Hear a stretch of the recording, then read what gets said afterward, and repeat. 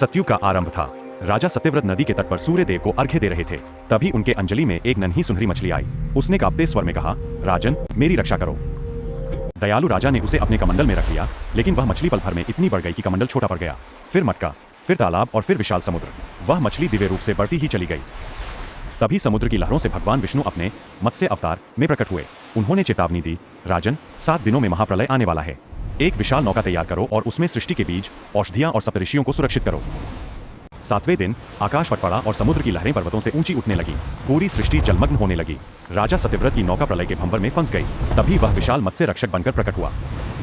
विशाल मछली ने वासुकी नाग की रस्सी से उस नौका को अपने सींग से बांध लिया।